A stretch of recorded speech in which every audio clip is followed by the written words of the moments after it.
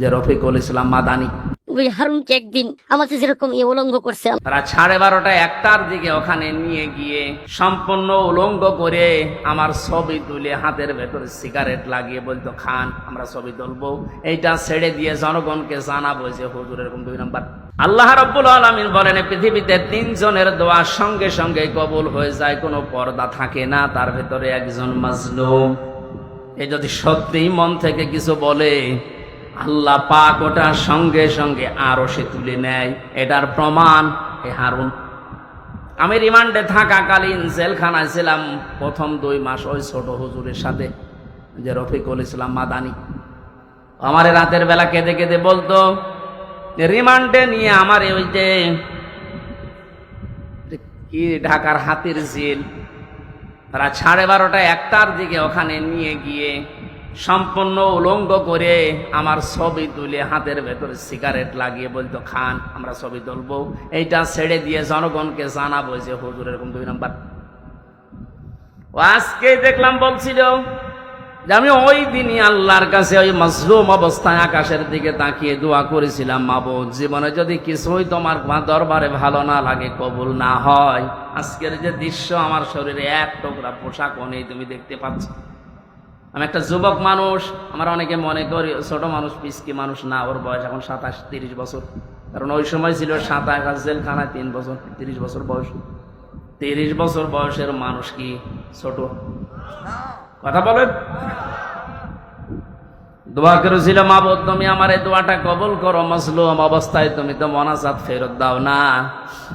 এই হারুন, এই টিভি হারুনের কারণে আজ আমার এই অবস্থা। ও নাকি অর্ডার দিয়ে দিয়ে আমার এটা করাচ্ছে।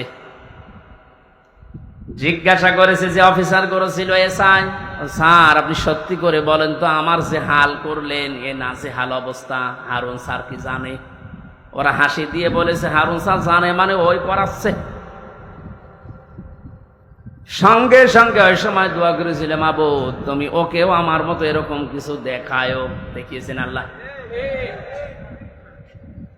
জনগণের সামনে, আমার আল্লাহ এই পৃথিবীতেই দেখিয়ে দিয়েছে কিভাবে লজ্জা স্থান মানুষকে দেখাচ্ছে এই শয়তান।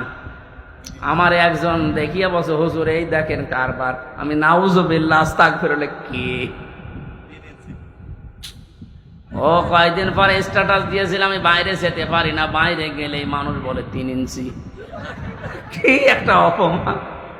মাত্র কয়েক সেকেন্ডের ভিডিও ফাঁস হয়ে ওর সব হারিয়েছে। ওর কয়েক সেকেন্ড না, সারা জীবন যেদিন আল্লাহ ফাঁস করবে, এ জালেমের সেদিন কোনো উপায় থাকবে? টাকলা মোরাদের মাত্র 6 মিনিট 8 সেকেন্ড। কি ওর নাম?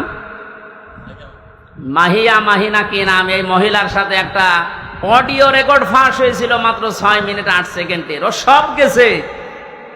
আমার তো মনে হয় এই জালেমদের দরে যারা ছিল এই দেশে, ওদের সহযোগী যারা, এদের হাজার হাজার ভিডিও অডিও রেকর্ড জমা হয়ে আছে। সাংবাদিক ইলিয়াস এখন মাঝে মাঝে ছাড়তেছে। আল্লাহ তার ফেরেশতাদের দিয়ে যেটা রেকর্ড করে রেখেছে অডিও ভিডিও, কিয়ামতের ময়দানে কোটি কোটি মানুষের সামনে ওগুলো আল্লাহ ছাড়বে।